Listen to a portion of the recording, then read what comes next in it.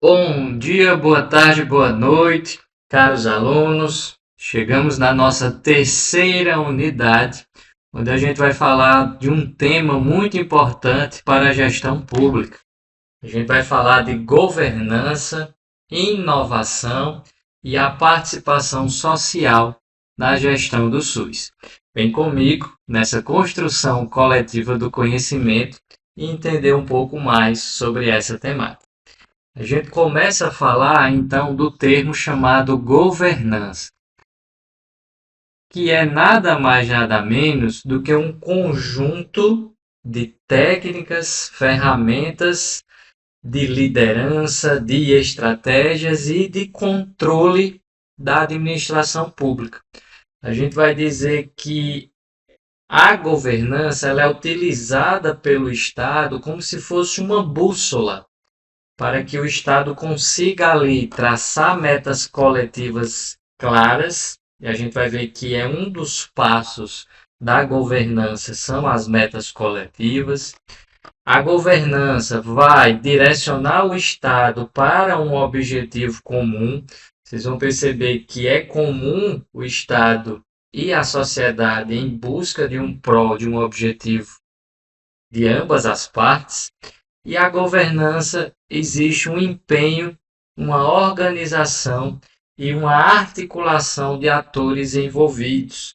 Então, é o Estado e sociedade caminhando juntos através de uma série de mecanismos, uma série de estratégias de controle e de administração para ter metas e objetivos em comum. Um exemplo prático disso é o planejamento estratégico, que é uma ferramenta de governança de infraestrutura. Onde é que o país quer chegar daqui a 10 anos?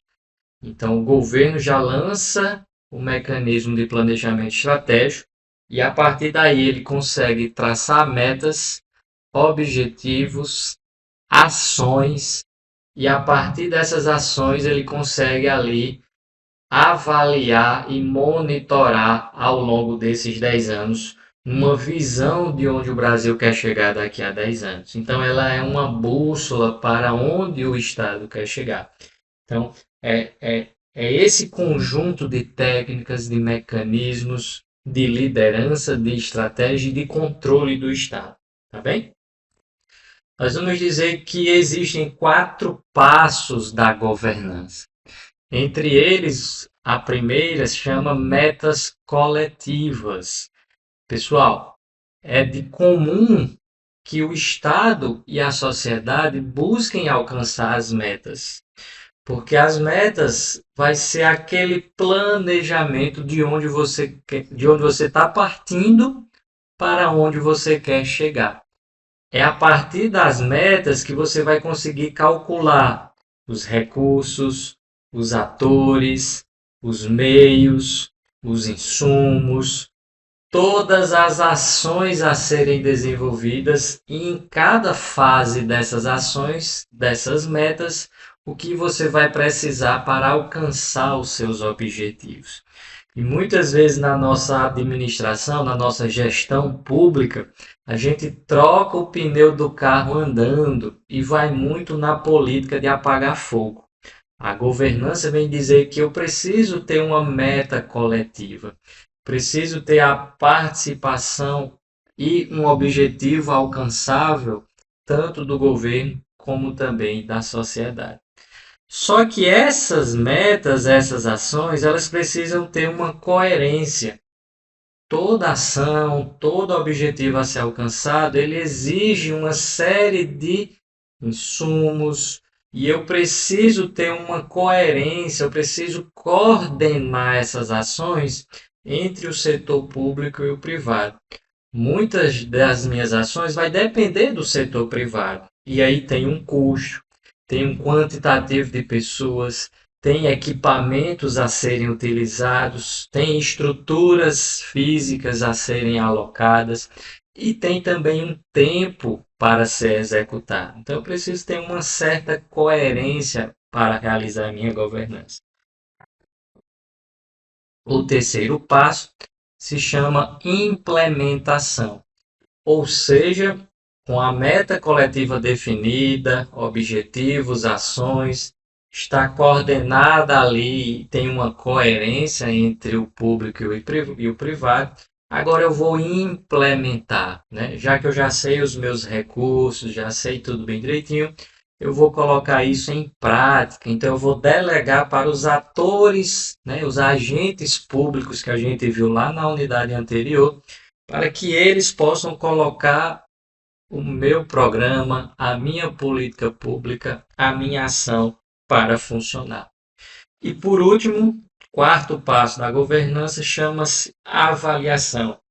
Eu tenho que monitorar os meus indicadores, eu tenho que checar e responsabilizar as pessoas, os erros, os acertos, e eu preciso replanejar caso o meu resultado não seja satisfatório ou ele mude de percurso ao longo do processo. Um exemplo prático é uma campanha de vacina. A gente tem uma meta de imunização, então quero imunizar todas as crianças, eu quero imunizar todos os idosos com a influenza. Essa é a minha meta. Como é que eu alcanço isso? O que é que eu preciso? Eu vou calcular, vai ser em todas as unidades, quantos enfermeiros vão estar de plantão, vai estar lá no dia, a unidade vai abrir, eu vou gerar uma folga, eu vou pagar uma diária.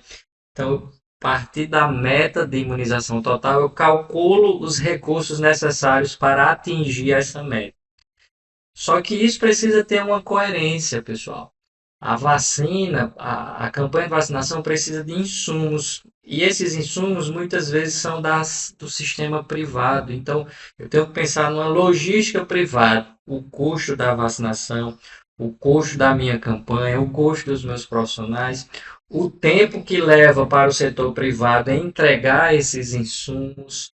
Então, eu preciso coordenar tudo isso. Terceiro, eu implemento. Então, eu abro os postos no sábado, deixo eles ativos, né? E por fim, eu avalio, eu atingi a minha taxa de cobertura da minha vacina.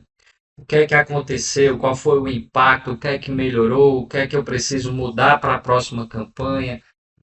Mudo o fornecedor, o setor privado. Então, perceba que a governança são esses mecanismos e ferramentas de controle, de estratégia e de liderança da administração pública.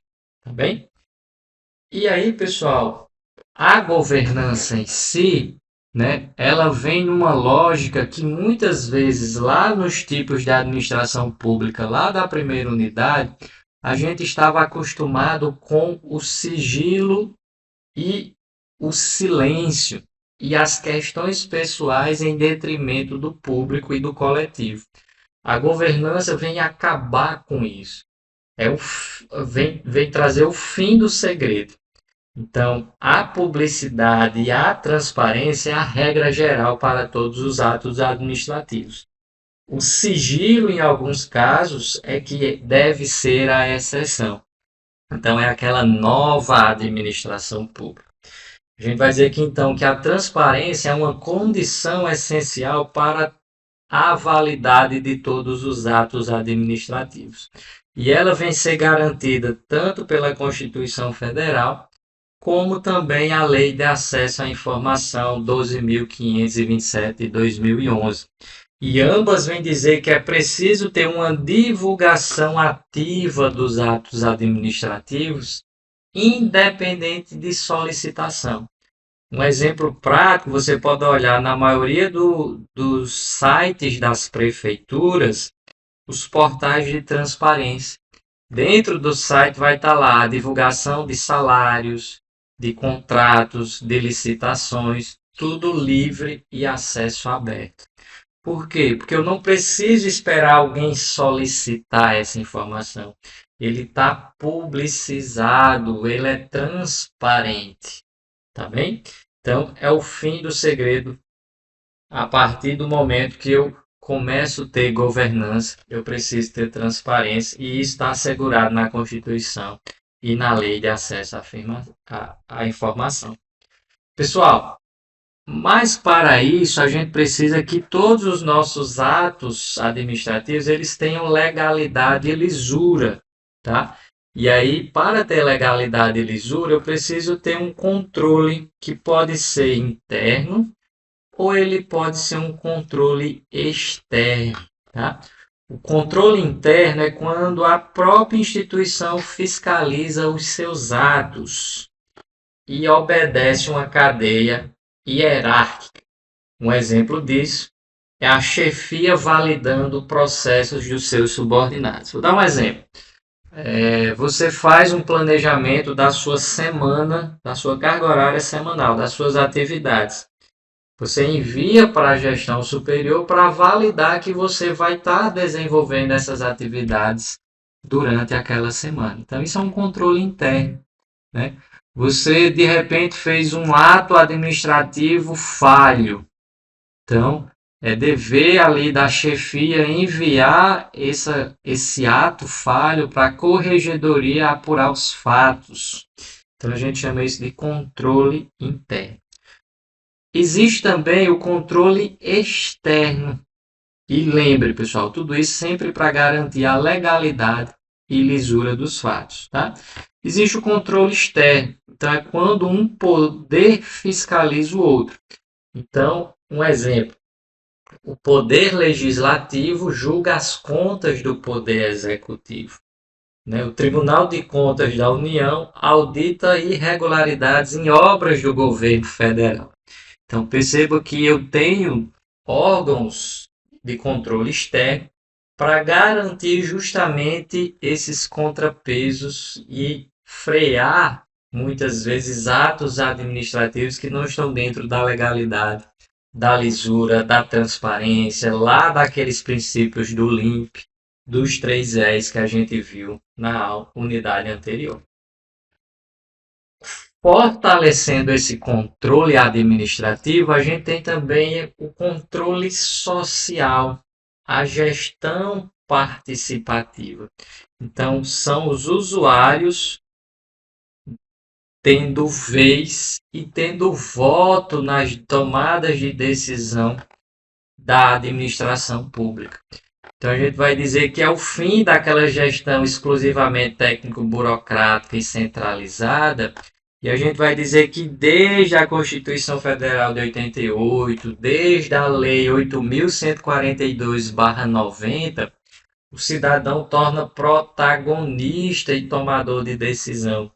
Ou seja, os setores de tomada de decisão têm a participação dos usuários e a grande maioria também são de usuários.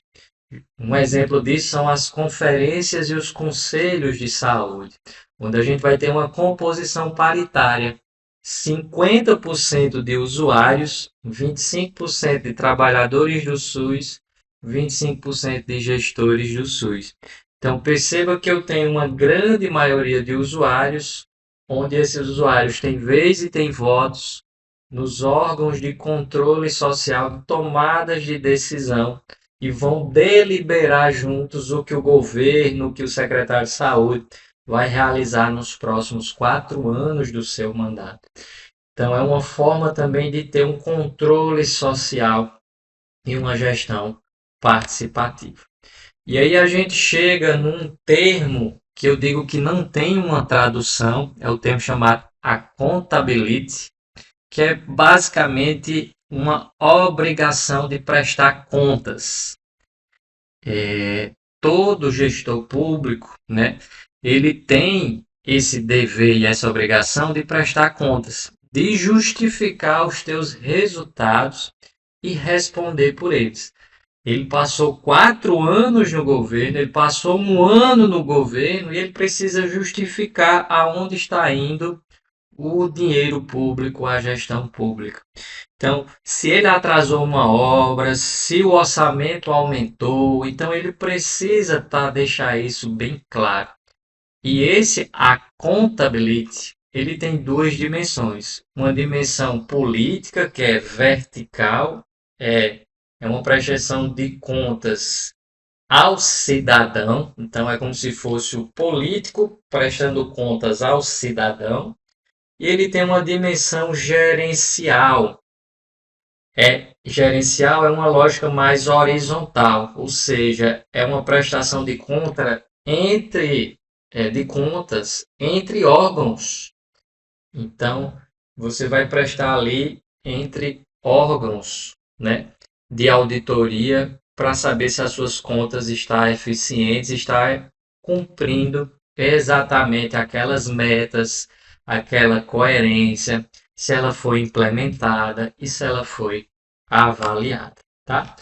Um outro termo muito usado é a responsividade, ou seja, o Estado, e essa figura ela traz muito isso, o Estado ele ouve a população e antecipa as decisões expressas da população, mas que não foram solicitadas, não foram pedidas, né? Então, é como se as decisões políticas, né, estivessem em sintonia com os desejos reais da população. Então, o governo ele vai lançar mão de estratégias, de canais de comunicação, por exemplo, a ouvidoria, e aí a gente vai, a partir desses desejos, dessas necessidades, atender às demandas da população, mesmo sem eles expressarem claramente, tá? Um exemplo disso, a prefeitura cria um aplicativo de zeladoria urbana. Vocês já devem ter ouvido falar, um aplicativo tapa-buraco, troca lâmpada. E aí, antes que a população proteste, faça greve, reivindique, né? A gente, a partir desses canais de comunicação, a gente já escuta a população e já realiza isso. Eu lembro em algumas unidades de saúde há um tempo atrás, né? E aí várias discussões contra isso, a gente tinha uma caixinha de perguntas e sugestões, sempre deixado ali na recepção, e aí tinha uma placa dizendo, deixa aqui a sua sugestão. E aí toda sexta-feira a equipe, em reunião da equipe, abria essa caixinha, lia ali as sugestões e antes da população protestar, antes dos usuários reclamarem, eles já tentavam atender às demandas que era antecipando os anseios e evitando a frustração das expectativas da população. Basicamente é essa síntese da relação do cidadão-Estado para a governança. Então, minhas ações e os meus atos administrativos têm que ter acesso livre, gratuito e transparente. Eu tenho que mostrar essa informação. Eu tenho que ter um órgão de controle e de fiscalização, que a gente já viu que pode ser interno, externo e pode ser um controle social, que isso vai legalizar e legitimar o meu ato administrativo. Eu preciso prestar contas, eu preciso justificar e assumir a responsabilidade porque deu certo, porque deu errado, porque atrasou. E eu preciso ter responsividade, ou seja, agir antecipar, antes que a população proteste e agindo mediante a necessidade real, tá bem? E aí, pessoal, baseado nessa nova administração, baseado na incorporação das ferramentas do setor privado para o setor público, tem uma nova vertente chamada de governo eletrônico. Então, é como se o governo estivesse utilizando a tecnologia ao favor da gestão. Dá um exemplo agora, né? O Ministério da Educação lançou o MEC Livros. Livros que custam caro, você consegue ler lá, é como se fosse uma biblioteca virtual. Você consegue utilizar isso. Um outro exemplo é o aplicativo gov.br. Então, lá tem CNH, identidade, tem até um imposto de renda, né? Então, você consegue ali, a partir do aplicativo, eliminar diversas filas físicas.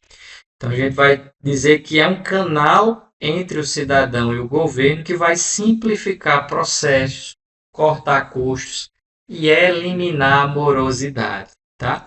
Isso foi muito impulsionado pela globalização e uma exigência de rapidez da gestão pública.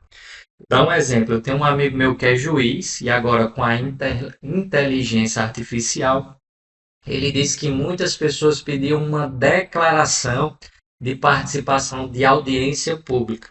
E aí, né, a técnica administrativa judiciária lá do setor dele demorava muito, ela tinha muita demanda, muitos outros trabalhos, e isso levava muito tempo. Então, ele usou a inteligência artificial e ele criou um canal dessa inteligência artificial onde qualquer pessoa, a partir da sua identidade, a inteligência artificial faz uma busca no banco de dados do judiciário, fazendo então se aquela pessoa participou de uma audiência pública e automaticamente a SA gera uma declaração de participação no dia, horário, processo dele e tudo bem bonitinho.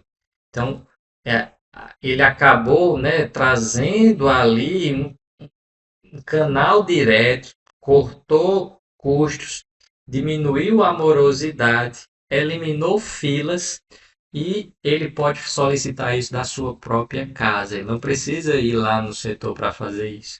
Então é a tecnologia a favor da gestão. E aí, baseado nessa incorporação da iniciativa privada, a gente tem algumas ferramentas como benchmarking, que é justamente esse processo de você comparar setores que atingiram excelência. O que é que o terceiro lugar em determinado processo pode pegar de pontos positivos, de práticas, de serviços, de produtos do primeiro colocado, para que ele consiga atingir a excelência. Então é como se fosse uma troca de experiência, né? Muitas vezes a gente vai visitar, eu lembro que eu fui já em Natal ver como era o serviço em Natal, eu lembro que eu fui em São Paulo ver o serviço de São Paulo para tentar implantar, seja de maneira interna, seja de maneira externa, serviços de excelência na gestão pública. Então, um exemplo prático, o município adota o modelo de inteligência no trânsito e semáforos inteligência que ele viu numa cidade vizinha e era referência nesse assunto. Então a gente chama isso de benchmarking, tá? A gente tem uma outra iniciativa do privado chamada dowsizing, que é nada mais nada menos do que o corte ou enxugamento em uma redução hierárquica. Podem ver aqui uma pirâmide. Então é como se você fosse transferir atividades não essenciais para terceiros. Esse exemplo que eu dei do meu colega juiz, que faz isso com inteligência artificial, ele fez um dowsizing, né? Então era um serviço não essencial que gerava custo, gerava demanda, morosidade.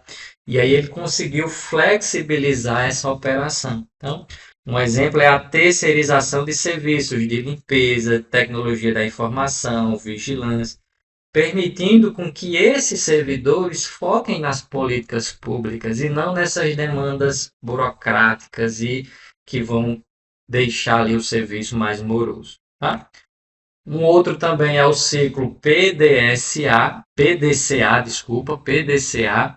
que ele foi inventado na década de 20 lá nos Estados Unidos, uma ferramenta de controle dos atos públicos, e foi muito utilizado no Japão na década de 50, no sentido de melhorar a administração pública. Tá? Então, eu vou usar o PDCA, P de plan, planejar, onde eu vou fazer um diagnóstico dos problemas e metas baseadas em consultas, audiências públicas, consultas aos pares, aos especialistas. Então, eu construo as minhas metas baseadas nessas consultas e faço um diagnóstico dos problemas. Depois, D de do, executar. Eu vou colocar em prática tudo aquilo que eu planejei.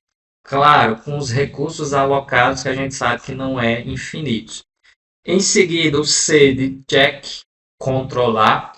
eu vou fazer uma avaliação rigorosa, vou controlar baseado em critérios que vão me dizer se aquele ato, aquele planejamento, ele é eficaz, eficiente e econômico, tá? E por último, eu vou add act, ajustar. Eu vou corrigir mediante os desvios, mediante os resultados inoperantes.